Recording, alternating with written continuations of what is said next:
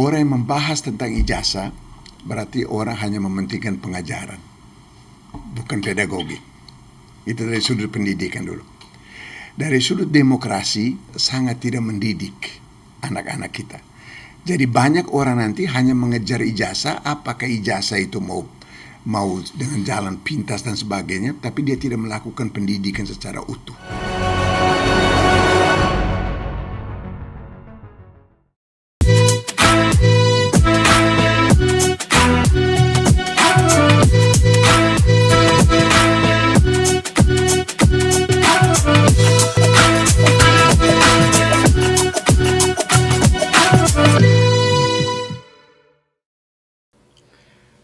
Dari Menara Kartika Chandra Jakarta, inilah Leader Channel TV. Sobat Leader, dalam politik Indonesia kita sering melihat orang penasaran, ingin naik, tapi jarang sekali mereka melihat orang rela mundur untuk belajar. Hari ini kita kedatangan seorang tokoh yang justru memilih jalur yang tidak populer. Pernah menjadi wakil gubernur yang benar-benar memahami peran seorang wakil. Lalu bukan sibuk menggalang baliho, tapi sibuk menggalang ilmu. Banyak politisi mengejar kursi yang lebih tinggi, tapi beliau malah mengejar 2 gelar S3.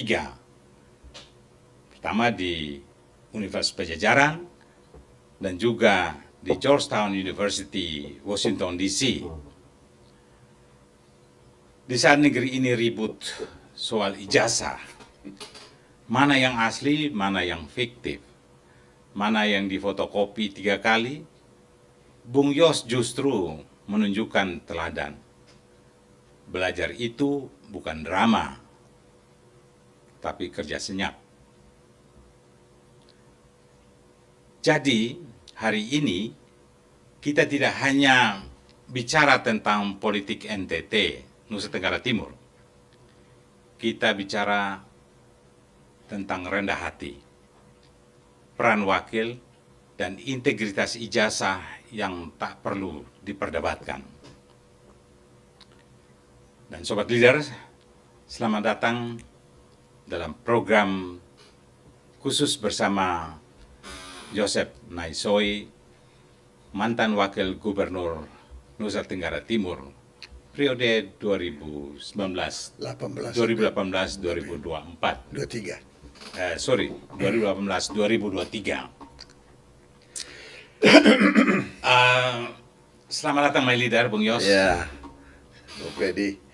Jadi, Sobat Leader, Bung Joseph Naisoy kita sering sapa Bung Yos. Ya.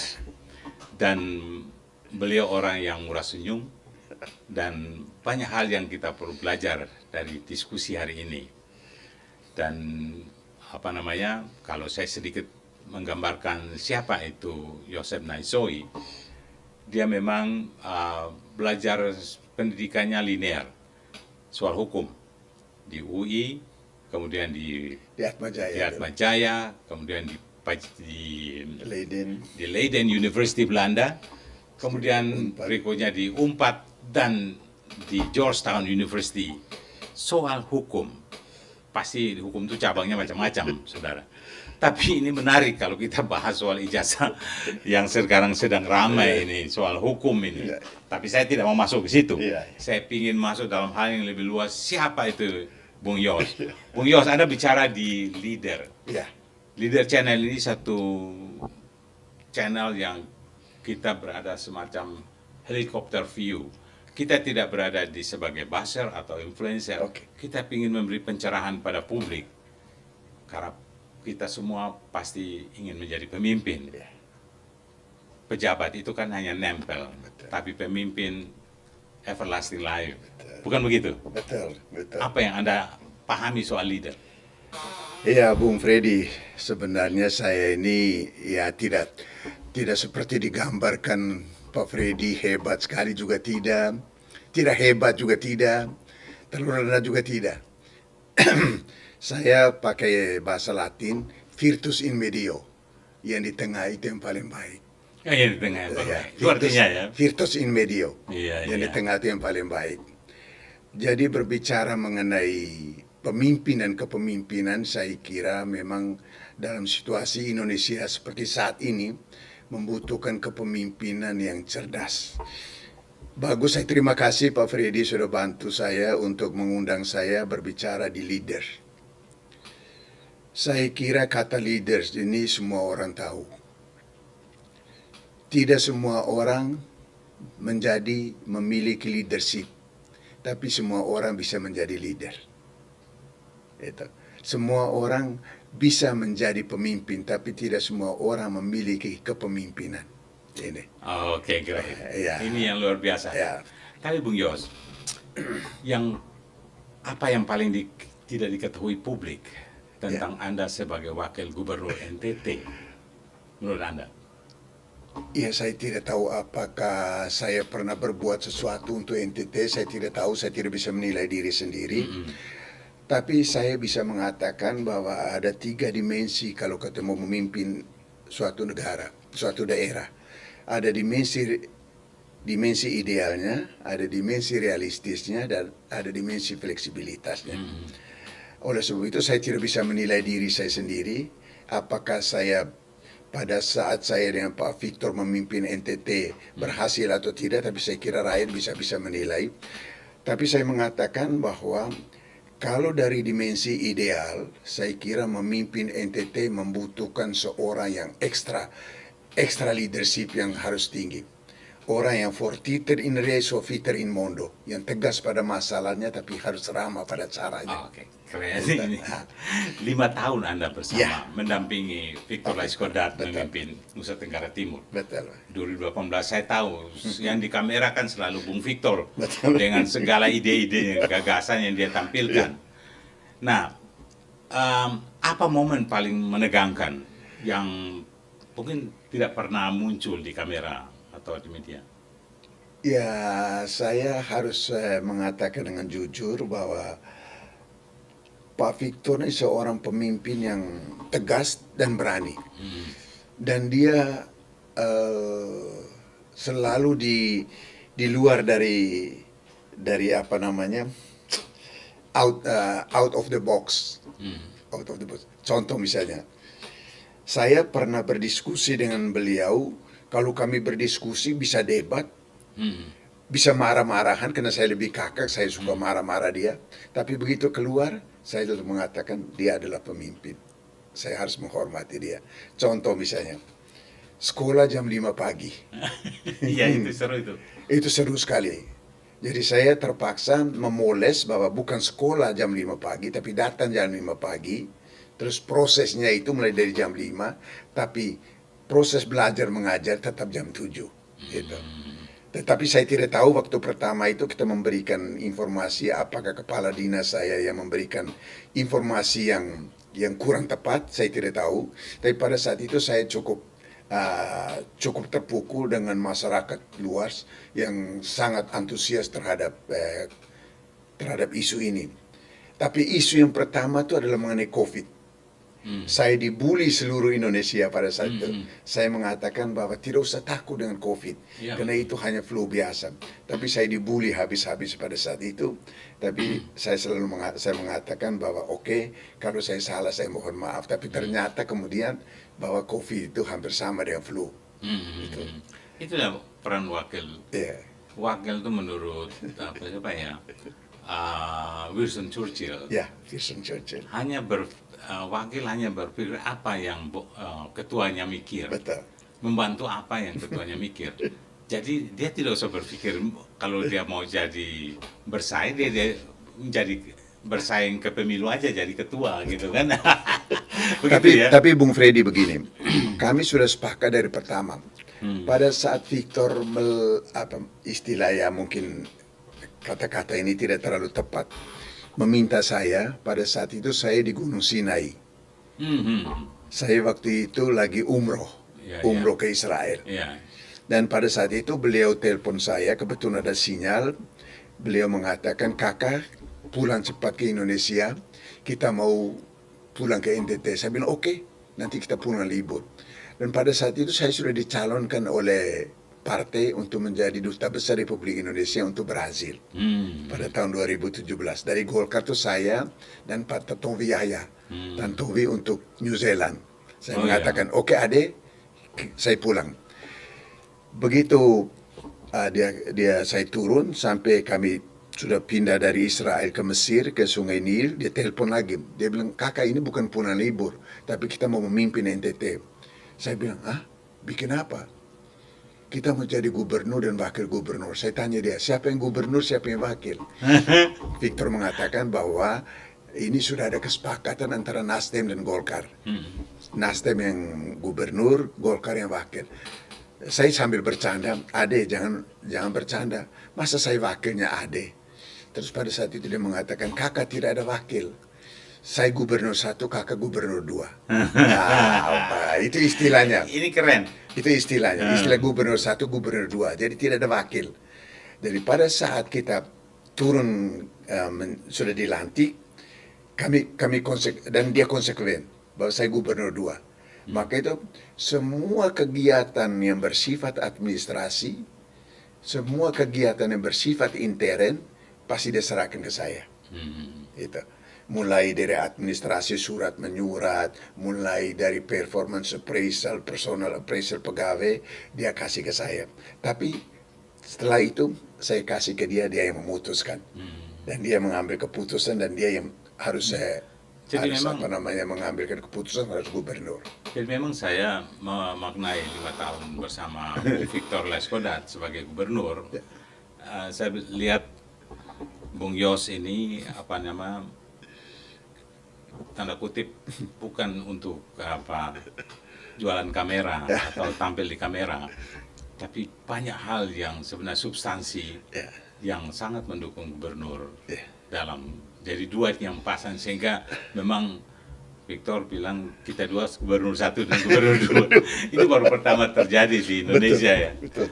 Sampai Pak Jokowi itu panggil saya gubernur 2 terus, Pak. Oh begitu? Iya. Pada saat saya ke istana itu mewakili Pak Gubernur, saya bilang, Pak Presiden, Pak Gubernur berhalangan. Oh tidak, Yosef kan gubernur juga, gubernur 2. Bung Yos, saya itu melihat Anda justru saat itu, menjelang itu, Anda memilih sekolah untuk mengambil sekaligus 2 degree. Betul. Itu doktor ya, di Unpad doktor di sana sama-sama hukum. Iya, PhD. Betul. PhD-nya hanya jurusan beda. Ya, walaupun beda tapi pada waktu yang sama di satu di Indonesia, satu di Amerika ya. Betul. Ya itu bukan seharusnya Anda maju ke Pilgub, ya kan? Apa titik baliknya itu? Iya Pak Freddy, mungkin orang mengatakan saya terlalu idealis dan sebagainya. Saya melihat realistis saja pada saat itu.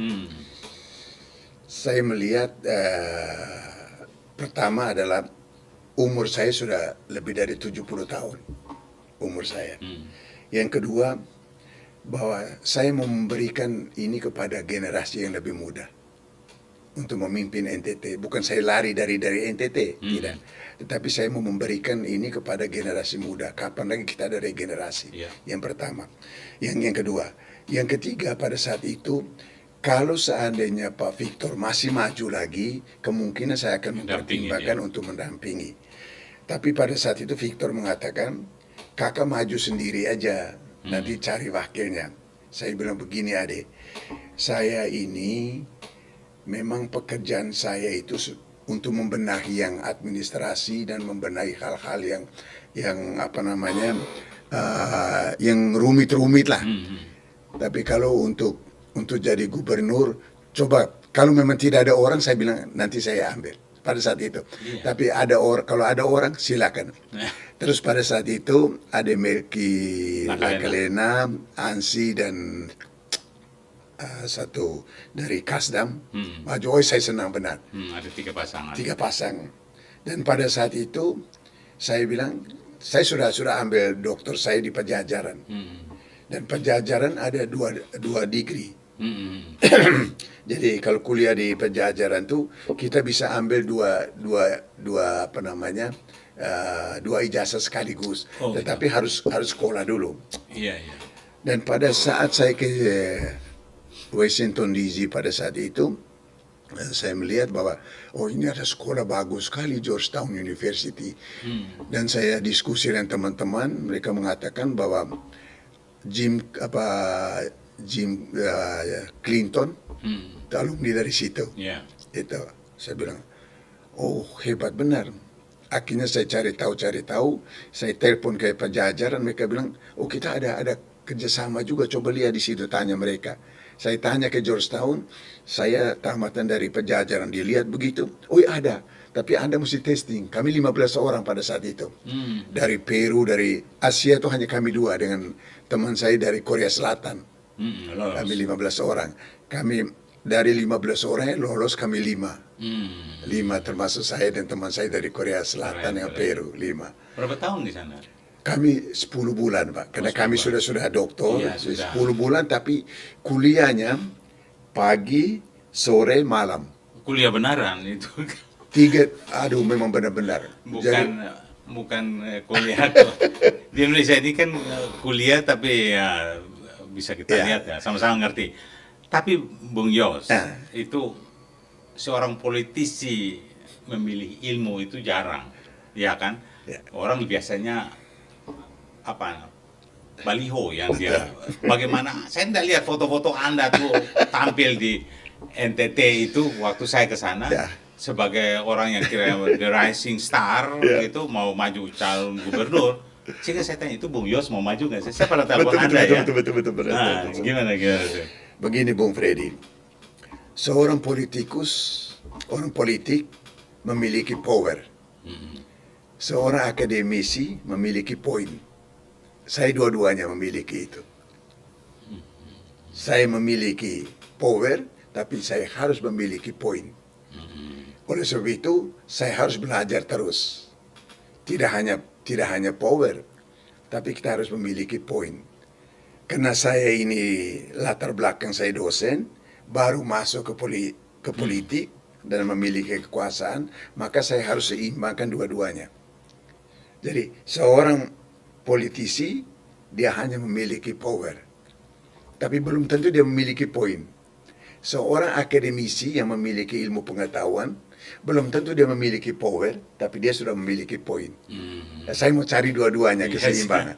Jadi punya leaders dan punya poin, punya kekuasaan dan punya poin. Oke, ini menarik. Tapi apa perbedaan atmosfer ya akademik di Pajajaran dan Georgetown University? Atmosfernya yang pertama adalah bentuk sistem perkuliahannya. Sistem perkuliahannya itu dosen itu datang, dia tidak pernah cerita tentang ilmu. Contoh saya waktu ujian, saya lulus, itu Pak Freddy tidak percaya berkali. Dia hanya suruh saya ambil daun. Yuk keluar, ambil daun. Sampai 3 kali saya suruh saya ambil daun. Saya taruh daun begitu langsung dia bilang keluar. Ambil lagi daun. Ambil daun saya taruh, keluar lagi. Ambil daun, keluar lagi. Dia terus bilang, kau di teori nilainya bagus sekali. Tapi kenapa saya mau suruh kau ambil daun, kau diam aja. Saya bilang, kenapa Prof? Kenapa dari tadi kau tidak tanya saya? Daun apa? Dan di mana saya ambil? Dan berapa banyak? Dan untuk apa daun ini? Kenapa kau tidak tanya begitu? Saya terus pikir, oh ini sistem pedagogi kita di Indonesia dengan di luar negeri bedanya di situ. Kalau ilmu saya kira kita tidak kalah. Tetapi didaktik metodiknya untuk transfer knowledge yang berbeda. Ini contoh aja, contoh konkret. Sederhana sebenarnya itu.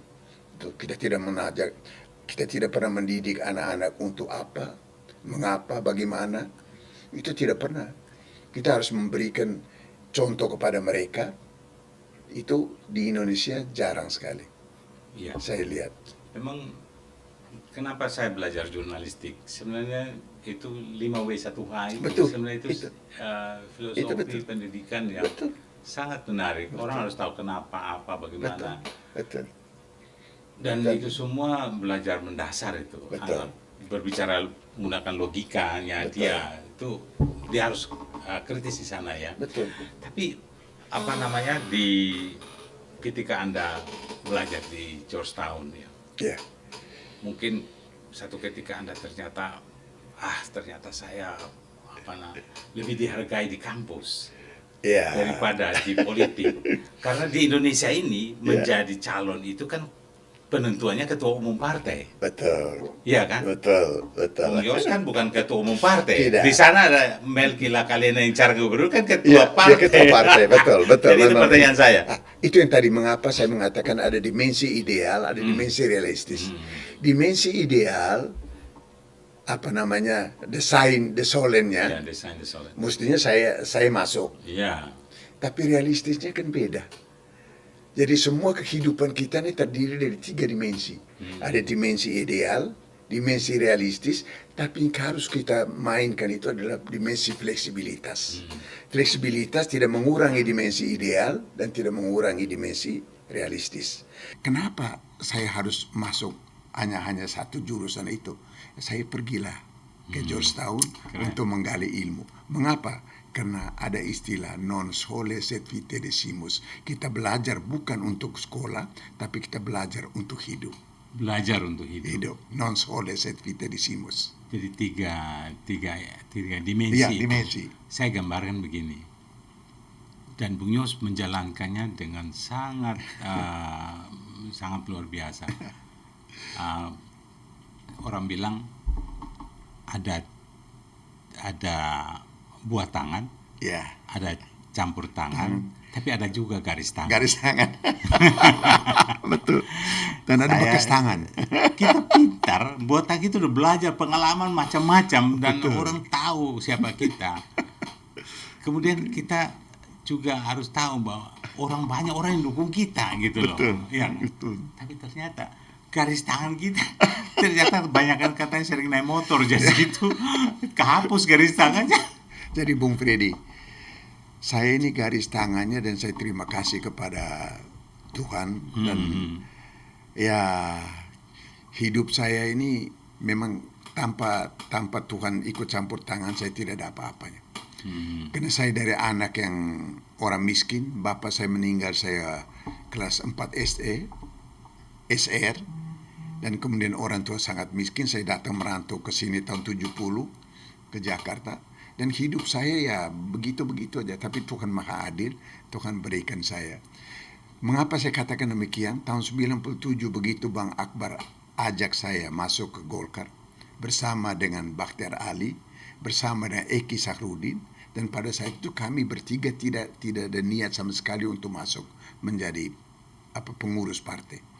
Tapi begitu diumumkan nama kami ada. Dan campur tangan Tuhan tuh mulai dari 97 saya punya karier politiknya mulai naik tuh. 97 saya dicalonkan menjadi Itu masih Golkar ya, bukan ya, partai. calon Golkar. DPR dari Golkar. Pakai nomor urut. Saya nomor urut terakhir 25 nomor. Tetapi begitu presiden milih untuk jadi MPR, utusan golongan MPR pada saat itu, utusan partai dari NTT, saya yang terpilih. Ya, itu yang saya mengatakan hidup saya ini memang Tuhan yang campur. Keren. 100% lah Tuhan campur tangan. Bung Yos ini sebenarnya Anda tuh politisi besar yang rendah hati kalau boleh saya bilang, karena orang yang sudah pengalaman pendidikan maupun pengalaman berpolitik di kalangan elit tingkat atas biasanya angkat kepala dia, tapi Anda tuh lebih memilih berada di bawah. Tapi dalam politik Indonesia hari ini Anda sudah menjalankannya benar, bahwa ijazah sekarang ijazah itu jadi isu nasional kan. Anda orang yang benar-benar kuliah gitu, saya tahu gitu, bukan sekedar fotokan ijazahnya. Nah, bagaimana Anda melihat fenomena ijazah itu hari ini? Iya, Yang pertama, saya kira orang di luar negeri itu tidak pernah mempersoalkan ijazah. Bung Freddy bisa lihat di seluruh dunia, semua orang pasti dia gelarnya master, gelarnya doktor, tapi mereka tidak mau pakai. Tidak pakai. Mereka lebih mementingkan kompetensinya. Punya knowledge, punya skill, punya integritas. Itu yang tiga itu. Tapi sudahlah, di Indonesia memang orang selalu mengatakan ijazah lu apa. Tapi kalau saya pribadi mengatakan bahwa kalau seorang itu kuliah misalnya dari tingkat, kalau dulu masih tingkat, pas sekarang semester, dari semester 1 sampai selesai, kemudian dia lulus, mau ada ijazah tidak ada ijazah tuh kalau dia punya kompetensi, udahlah, kita tidak usah masalah. Tetapi kalau di Indonesia masih menggunakan itu menandakan bahwa Anda sudah memiliki kompetensi, Anda harus ada kertas pengakuan dari orang. Oke, saya setuju. Kertas. Saya setuju itu kertas itu.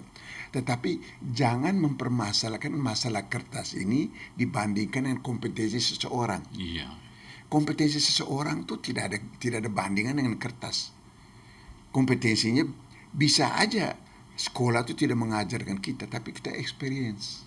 Pengalaman seseorang. Saya suka katakan tadi non scholes et vitalissimus. Jadi pendidikan itu adalah usaha sadar yang terdiri dari bimbingan, pengajaran, dan atau strategi pelatihan yang mendidik seorang itu memiliki kompetensi. Itu pendidikan, atau kalau dalam bahasa Latin namanya pedagogi. Jadi jangan kita, kalau seorang itu mempermasalahkan ijazah, berarti dia tidak mempermasalahkan pendidikan, dia mempermasalahkan pengajaran. Iya. Itu hanya pengajaran. Tapi kalau pendidikan secara utuh, pendidikan itu asal katanya dari pedagogi. Paede itu ilmu, paede itu mengantar, gogos itu ilmu, pedagogi.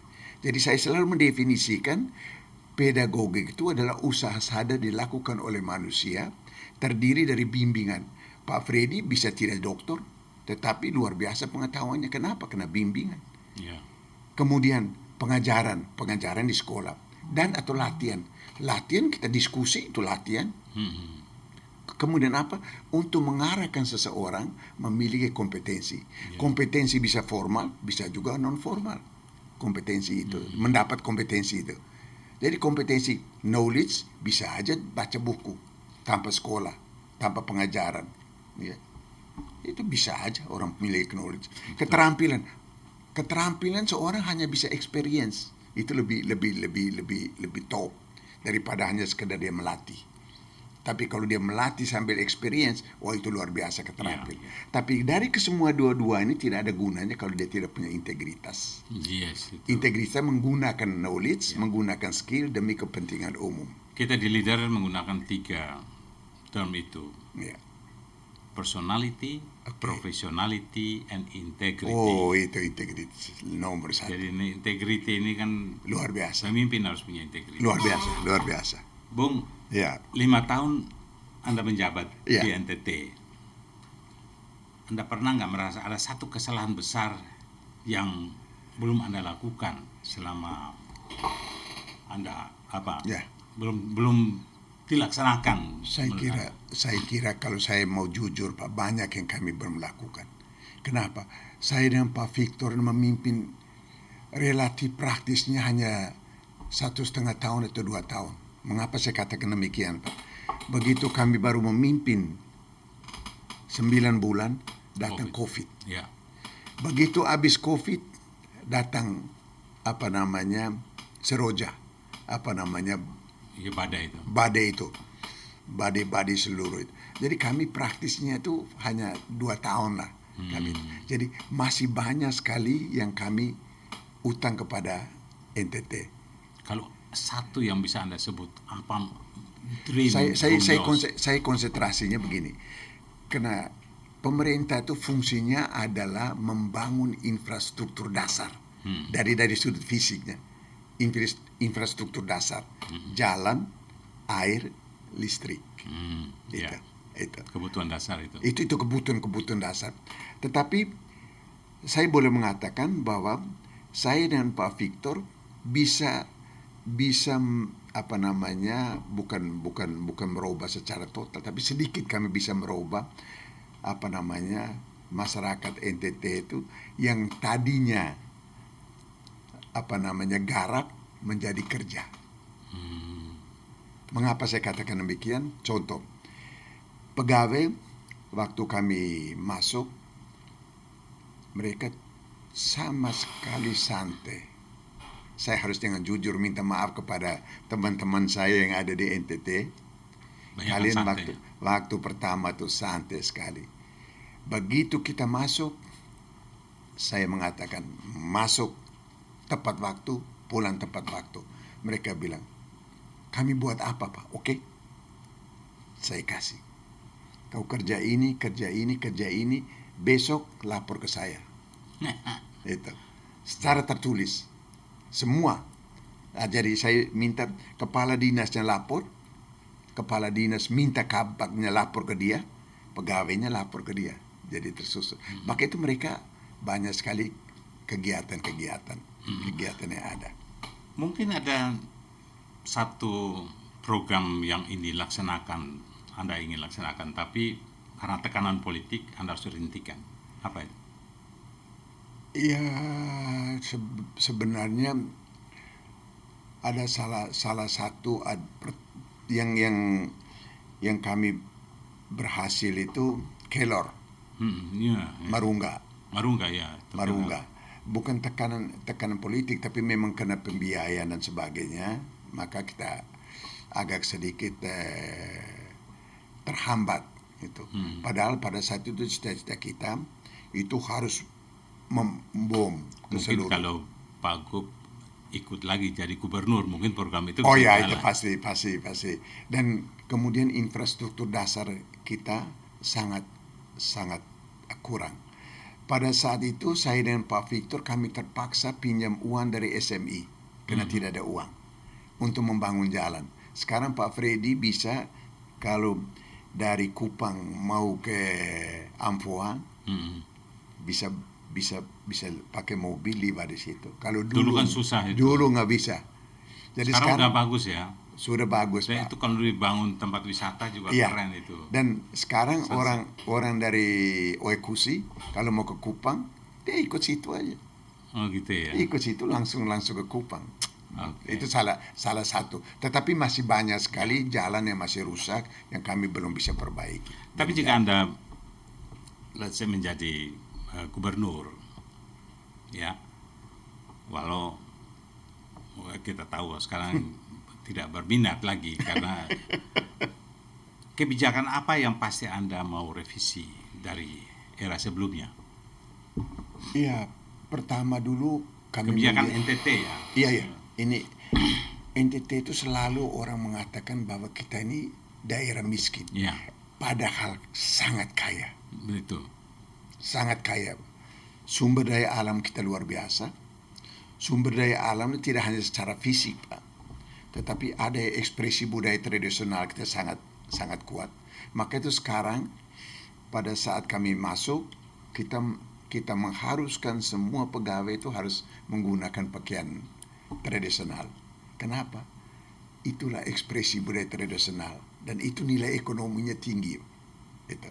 Kemudian kita harus menggunakan kopi NTT semua restoran. Itu. Dengan demikian maka ekonomi rakyat itu bisa berkembang di sana. Yang kedua, Pak, sumber laut kita sangat luar biasa. Belum dieksplorasi dan belum dieksploitasi secara maksimal. Nah, sekarang Pak Freddy mungkin lihat Pak Victor kemarin dia dengan uangnya sendiri, uang pribadi, dia bikin itu lobster ya? Lobster kita yang paling enak saya kira. Waktu ASEAN saya organisasi komite, itu semua pemimpin mengatakan ini lobster dari mana ini, ambil dari mana nih Pak Wagub. Beda ya? Saya bilang ini dari lautnya di NTT. Itu mereka heran. Nah ini saya kira kita tahu beda rasanya. Iya, jadi tidak, yang kita miskin itu adalah aksesibilitas. Ya, tapi apa selama mendampingi Bung Victor sebagai wakil gubernur, hal apa yang paling mungkin Anda berbeda pendapat secara keras. Dan siapa biasanya yang paling kalah dalam perdebatan itu? Anda atau beliau? Ya, saya begini. Kami dua ini sudah lama sekali. Mulai dari beliau masih belum ada apa-apa. Saya sudah kenal dengan Pak Victor dan Victor sudah kenal saya. Dan begitu kami sampai di DPR juga, kami selalu sama-sama. Dan istilah siapa yang mengalah, siapa yang tidak mengalah, orang semua tidak tahu bahwa kami dua waktu kami dua sendiri bisa Pukul-pukul meja. pukul-pukul meja. Oh, Tapi setelah itu Pak Victor, oke kakak, saya dukung. Atau dia punya kalau pendapat dia bagus, saya dukung. Tapi begitu di luar, saya selalu mengatakan bahwa you my leader. Karena ada rumors yang bilang beberapa kebijakan di ND itu Anda yang lahir dari Anda. Ya, tapi begini, terus terang aja Pak Freddy, saya tidak bisa mengatakan demikian karena leaders itu di NTT hanya satu. Semua orang bisa membuat leadership, tapi harus serahkan kepada leader. Saya mungkin punya leadership, tapi saya bukan leader. Saya punya kepemimpinan, tapi saya bukan pemimpin. Karena ada pemimpin. Anda memaknai yang tadi saya bilang, Iya. Churchill. Ya, betul, Pak. Winston Churchill. Tapi begitu sudah mengambil keputusan bahwa kita serahkan, maka dalam struktur organisasi kan ada top management, middle management, lower management. Nah, kalau saya, walaupun saya gubernur 2, tetapi secara undang-undang kan tidak ada nama gubernur 2, Pak. Ya. Hanya wakil. Wakil itu membantu gubernur, segala sesuatu. Pemikiran semua untuk membantu. Walaupun itu ide mungkin dari saya, Pak, tapi saya tidak bisa mengklaim bahwa itu ide saya. Betul. Begitupun juga Pak Prabowo misalnya. Ide mungkin dari menteri dari mana, tapi serahkan kepada beliau adalah leadersnya. Tapi omong-omong, budaya NTT kan tadi Anda sebut bahwa begitu masuk ke pegawai negeri itu mereka tuh sangat santai dan bla bla. Dan budaya kerja kantor terutama di kantor gubernur NTT aja. Tapi Anda lihat itu lebih birokratis atau lebih eksekutif sebenarnya kerja di sebenarnya dua-dua itu tidak juga, Pak. Karena mereka tidak bisa membedakan mana garapan, mana kerja, Pak. Sederhana sekali itu. Sederhana sekali. Garap itu kan hanya kita menggarap. Tapi kalau kerja itu harus mendapatkan hasil. Ya. Hasil itu baik wujud maupun tidak wujud. Itu hasilnya. Kemudian dia sambil memelihara segi jasmani dan rohani. Itu namanya work. Kalau tidak kan laboring. Itu dasar sekali, Pak. Maka itu saya mengatakan, you boleh aktivitas dari pagi sampai sore. Tapi hasilnya mana? Outputnya. Oke, ada output. Outcome-nya mana? Dimanfaatkan oleh rakyat atau tidak? Jangan hanya menghabiskan uang. Pak, saya sudah menghabiskan uang. Saya sudah bangun jembatan di situ, Pak. Tapi apakah kiri kanan itu ada orang manfaatkan? Itu outcome-nya. Itu. Mungkin jalan, saya punya mobil. Tetapi kiri kanan, maka itu gunanya ada namanya kolaborasi.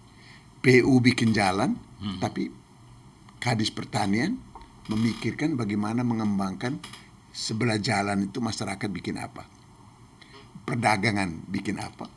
Kemudian nelayan juga bikin apa. Sehingga dari jalan itu bisa ada multi gunanya.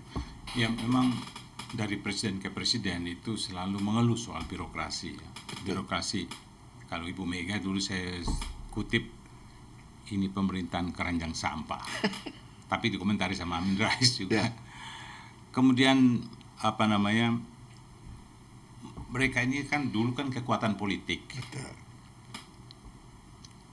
Terus jangan tambah lagi yang lain-lain.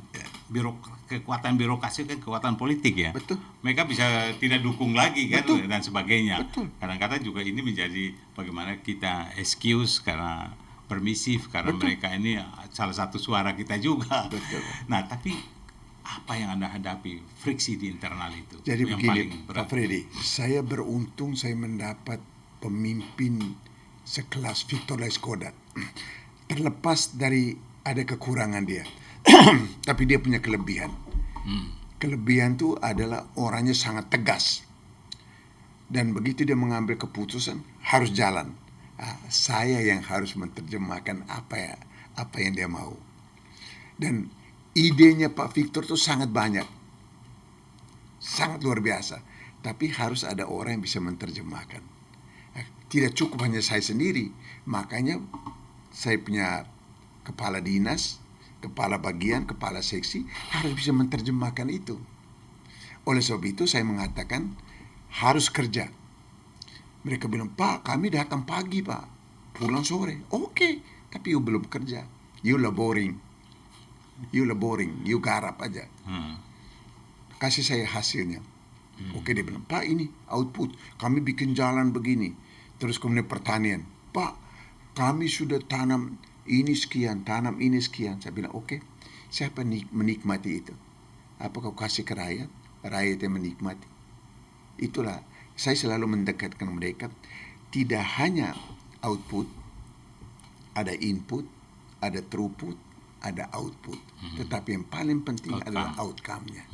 Bagaimana masyarakat bisa merasakan. Itu. Dr. Joseph Naisoy, PhD, ya kan, Terima kasih. Doktor Indonesia PhD Dari Georgetown. luar ya. Dalam politik, ya, mundur itu dianggap kelemahan. Iya. Tapi Anda memilih mundur untuk sekolah masalahnya. Iya. Apa Anda tidak takut disebut tidak berani bertarung? Oh, Kan iya. dulu Bung Victor kan bilang Iya. maju, Betul. ya kan, berarti dia akan mendukung. Betul, Pak. Tapi Anda memilih mundur. Betul, Pak. Jadi begini, Pak. Saya bukan saya mundur sudah calon baru saya mundur, Iya. Pak. Tidak. Mundur tidak mau maju. Dalam seleksi ini, Pak. Dalam proses seleksi di partai itu kan ada Iya, mekanismenya. Ada mekanismenya. Begitu saya lihat tanda-tanda bahwa ini mereka lebih pilih orang yang punya head dengan leader juga ada di situ yang lebih muda sudah ada di sana. Saya lihat feeling saya, tidak mungkin saya. Ya udahlah, saya lepas saja. Tapi kalau pada saat itu ada peluang, saya kira semua Ya, orang itulah yang pasti kita bilang kan. bisa. Ternyata ada garis tangan juga. Iya, Dari garis tangan, partai garis tangan, memilih garis yang tangan, iya. lain. Dan itu diterimanya dengan wise. Tapi saya teringat saya punya profesor dulu. Dia mengatakan, dia bilang, kalau you tidak dapat di sini, pasti Tuhan sudah kasih kau jalan di tempat lain. Ya, itu. Dan mengapa orang selalu mengatakan, Sep, lu ini kenapa rendah hati sekali? Saya bilang, bukan saya rendah hati. Tapi profesor saya, hari pertama kami kuliah di Leiden dulu, dia mengatakan, Hochmund come for the fall. Kesombongan adalah permulaan dari kejatuhan. Itu saya ingat terus sampai Itu juga sekarang. dikutip sama Prof. Saitapi almarhum juga. Iya, Hochmund come for the fall. Itu dia bilang, kesombongan itu adalah permulaan dari kejatuhan. You boleh sombong, tapi kalau orang Indonesia, kalau saya punya bapak dulu, dia bilang, kau sombong itu boleh. Sombong artinya kau tunjukkan kemampuan kau, tapi jangan congkak. Bahasa Indonesia. Yang lebih tinggi lagi, jangan bengah. Bengah itu ilmu tidak ada, kemampuan tidak ada, tapi anggap orang tidak ada. Itu bengah. Politisi di Indonesia ini, nampaknya saya mau bilang takut sekolah tinggi. Takut sekali, gimana supaya cepat dapat ijazah gitu loh. Ya. Apa komentar Anda? Saya selalu mengatakan tadi, orang memiliki pengetahuan itu sebenarnya mesti dengan sekolah, ideal. Tapi ada kondisi realistis. Kondisi realistis itu, mengapa saya sekolah kalau saya memang hanya mementingkan ijazah? Ada kan homeschooling. Anak-anak Bung Karno dulu kan mereka tidak sekolah, tapi guru-guru datang ke rumah. Ya, tetapi memang situasinya begitu, tergantung daripada kita, Pak. Kita mau masuk ke situasi yang begitu, atau kita mau merubah situasi itu. Ada orang yang ikut situasi itu, tapi saya terus terang, saya tidak mau ikut situasi, walaupun dia begitu, saya tidak mau begitu. Bung Yos,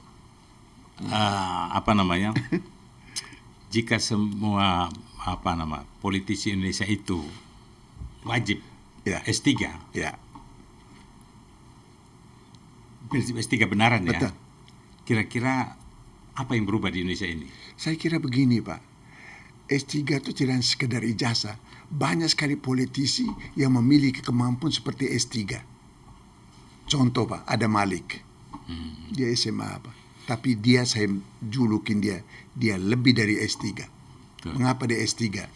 Orang yang pertama memperjuangkan di PBB, memperjuangkan geostationary orbit. 32.000 km persegi di udara adalah Adam Malik. Dia lebih dari S3 Pak. Jadi istilah S3 ini Pak, menurut pemikiran saya, walaupun dia tidak sekolah, tetapi pemikiran dia, kemudian kelakuan dia, integritas dia sama dengan S3, dialah S3. Itu jadi, tapi di Indonesia selalu mengatakan S3 itu harus runtun. 1, 2, 3, 4, 5. Padahal orang politik itu tidak pernah runtun. 1 bisa 8, 8 ke 2, 2 ke 5, 5 ke 10, jadi kacau balau gitu. Ya, sistemnya.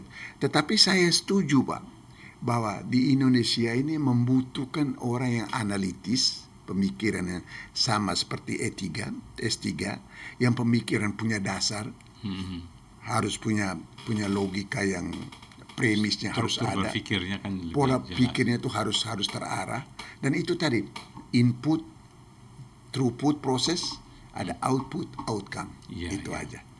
Tapi waktu di Amerika, Ya. apa yang Anda belajar tentang good governance Ya, jadi di sana, dan mungkin Anda sampai berpikir bahwa kalau ini diterapkan mustahil pejabat di Indonesia ini bisa seperti ini. Ya, saya tidak bisa. Saya komentar aja begini. Saya di Georgetown University, saya ambil hukum humaniter. Dan pada saat itu orang mengatakan saya bahkan sekelas Clinton, dia mengatakan you sangat berani. Saya mengatakan pada saat itu di disertasi saya terakhir, saya mengatakan kalau kita menerapkan hukum humaniter di mana di situ ada ius in bello dan ius ad bellum, maka bubarkan NATO. Bubarkan NATO, dan kemudian fakta-fakta militer yang Amerika ada di luar harus ditarik semua. Dan itu mereka mengatakan, you baru pertama saya lihat paling berani, dan sekolah di Amerika dan kau ngomong begini. Saya mengatakan, untuk mohon maaf Amerika, ini lembaga ilmiah. Mari kita diskusi ilmiah. Mengapa saya katakan demikian? Dalam konteks ius ad bellum dan ius in bello. Bagaimana proses seorang mau pergi berperang, harus ada prosesnya. Begitu saat berperang, ada syarat-syaratnya. Maka itu berlaku dalam hukum humaniter. Kalau kita tidak berlaku itu, percuma kita jadi dokter hukum humaniter, tidak ada guna. Belajar di Georgetown University, ketika Anda belajar soal hukum ini, hukum humaniter ya. Dari sisi ini, apa yang pernah Anda merasa menampar, semacam Anda ditampar dari sisi pendidikan ini? Jadi begini Pak, kalau dari didaktik metodik memang agak ya sedikit berbeda lah. Tapi kalau ilmu Indonesia tidak kalah. Tapi didaktik metodik maksudnya implementasinya, cara untuk memberikan pengajaran dengan pendidikan itu. Mereka di sana tidak pernah ambil buku baru kemudian dia hanya bilang, okay, you read buku ini, halaman ini. Tapi kemudian dia banyak cerita mengenai kehidupan sehari-hari. Misalnya contohnya kami belajar hukum humaniter di mana terjadi gejolak dunia sekarang. Belah bagaimana, kemudian mengapa terjadi perang, kemudian bagaimana seandainya tidak ada perang. Saya bilang tidak bisa. Kalau ini perangnya mesti ada. Kenapa? Karena dalam Islam ada nafsu amarah, lawamah, safiyah, dan mutmainah. Itu sudah dari dulu. Di agama Kristen kan dulu Jibril dengan Rafael berkelahi dengan Lucifer kan gara-gara itu juga. Jadi masih ada perang. Tetapi bagaimana mengeliminir perang? Karena sudah ada prinsip tadi, ius ad bellum dan ius ad bello. Ini mesti kasih pencerahan di publik ya.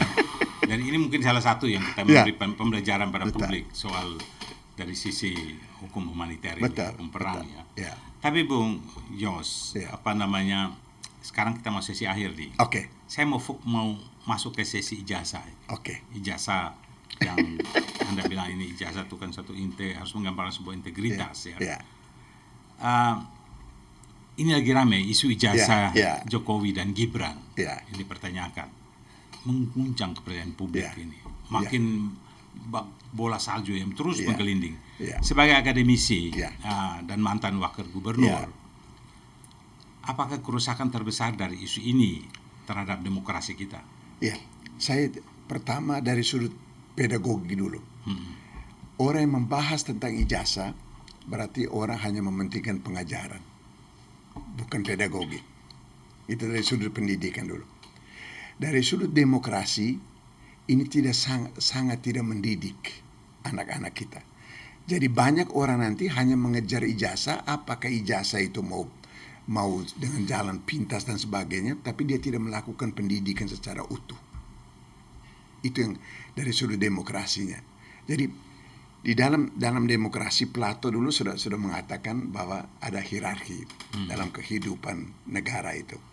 Mulai dari autokrasi, timokrasi, sampai dengan demokrasi. Demokrasi ini kalau tidak ditata dengan baik, maka lahirlah apa yang dinamakan homo homini lupus. Thomas Hobbes, manusia makan yang lain, anarki. Jadi sekarang saya menghimbau kepada masyarakat Indonesia, mari kita jernih. Jangan kita menghabiskan waktu hanya dengan hal-hal yang sebenarnya kertas. Tapi saya tidak mengatakan bahwa kertas tidak bermanfaat. Ini sangat bermanfaat. Tetapi tolong yang masalah eksistensi pendidikan jangan dibawa kepada hal-hal yang bukan pedagogi, bukan pendidikan. Jadi kalau misalnya orang itu sudah pernah kuliah, orang itu sudah pernah diakui oleh oleh perguruan tinggi yang bersangkutan, ya kenapa kita mesti ribut lagi, Bang? Berarti ada sesuatu di Republik ini. Oleh sebab itu hal yang mendasar adalah mari kita sama-sama membenahi demokrasi ini dari sudut pedagogiknya dan jangan hanya dari sudut pengajaran. Mengapa? Karena demokrasi itu orang selalu mengatakan bahwa vox populi, vox dei. Suara rakyat, suara Tuhan. Suara rakyat, suara Tuhan itu suara yang siapa? Banyak orang yang mengatasnamakan rakyat. Saya dulu ada orang yang datang demo ke saya, kami mengatasnamakan rakyat. Saya bilang, kau diam. Yang pilih saya, rakyat itu pilih saya menjadi wakil gubernur. Tapi kau siapa yang pilih kau? Jadi oleh sebab itu memang lah, boleh kau mewakili rakyat atas nama diri sendiri. Kebenaran itu ada kebenaran yang hakiki, ada kebenaran temporer. Kebenaran temporer itu bisa dimanipulir. Oleh sebab itu Pak Freddy, masalah ijazah ini saya kira ya supaya jangan kita membuat anak didik kita tuh hanya mementingkan ijazah, tapi tidak mementingkan apa itu knowledge, apa itu skill, apa itu integritas. Great. Saya ingin bertanya, yang terakhir ini, jika Anda diminta memberi semacam satu pesan untuk para pemimpin Indonesia ke depan tentang pendidikan dan integritas ijazah, kira-kira apa itu? Jadi begini, ini barang yang sebenarnya tidak bisa dipisahkan tapi bisa dibedakan. Mana pendidikan, mana integritas, mana ijazah. Ini karena saya tadi mengatakan realistis. Ideal sebenarnya ijazah tidak terlalu penting. Untuk saya loh. Itu ideal. Tapi realistisnya ada. Oleh sebab itu ada pendidikan, ada integritas, dan ada isu yang ada sekarang. Ada ijazah. Oke, taruhlah bahwa ijazah itu kita penting. Tetapi yang pertama adalah kalau misalnya dia sudah mengikuti proses pengajaran, metode didaktiknya, mulai dari dari tingkat 1 sampai tingkat 5. Kemudian dia ujian, teman-teman juga mengakui bahwa dia ijazahnya bagus. Kemudian dari yang mengeluarkan ijazah itu baik. Terkecuali kalau yang mengeluarkan itu tidak benar. Tapi kalau dia benar, ya sudah tidak ada masalah lagi. Sudah mengakui ya. Sudah mengakui tidak benar.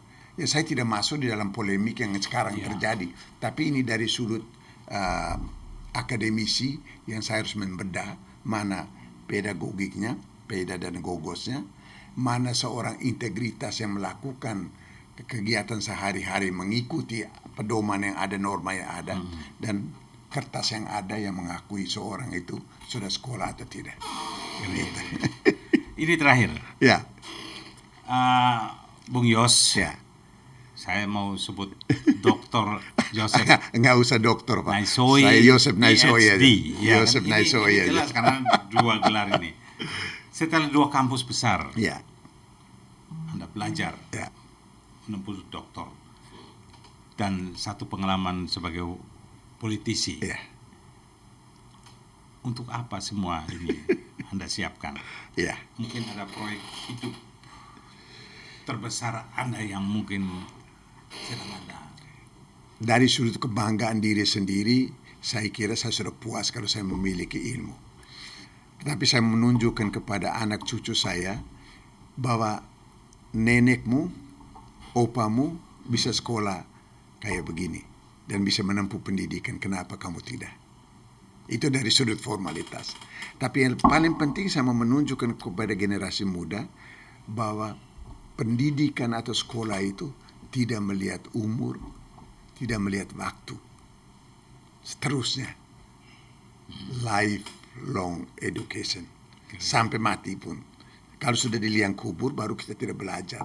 Belajar terus sampai mati. Belajar terus. Non sole sed vitae disimus. Itu selalu saya mengatakan demikian. Yes. Karena orang yang tidak mau belajar sama dengan pisau yang tidak pernah diasah. Jadi tumpul ya. Tumpul terus. Dari tumpul dia pukul orang sana sini, orang tidak akan mati. Tapi kalau dia asah terus 1 kali, dia ngomong 1 kali, orang takut. Ya. Tapi apa yang terjadi sekarang? Kau ngomong berulang kali, dia bilang kau tumpul kok. Tetap aja itu ditipu. Terus tumpul, tidak akan tajam. Baik, Bung Yos, thank you very much. Sobat leader. Ya. Di tengah hiruk pikuk politik yang sibuk mengurus ijazah, siapa yang sah, siapa yang hilang, dan siapa yang ngotot sah. Hari ini kita belajar dari seorang politisi yang memilih hal yang paling sederhana, tapi paling mahal. Belajar sungguh-sungguh. Ya. Bung Yos menunjukkan bahwa kekuasaan itu bisa ditunda, Ya. tapi integritas tidak bisa Tidak dicicil. bisa. Betul. Bahwa menjadi wakil bukan berarti nomor 2, Ya. tapi seringkali menjadi otak yang bekerja ketika lampu kamera itu padam. Dari Pajajaran ke Georgetown, dari Kupang ke Jakarta, perjalanan beliau mengingatkan kita bahwa Indonesia butuh pejabat yang ijazahnya bukan masalah, Ya. tapi justru menjadi teladan. Itu. Sampai jumpa Sobat Leader di episode berikutnya. Saya Frindolu, inilah Leader Channel TV, rumah bagi para pemimpin. Merdeka!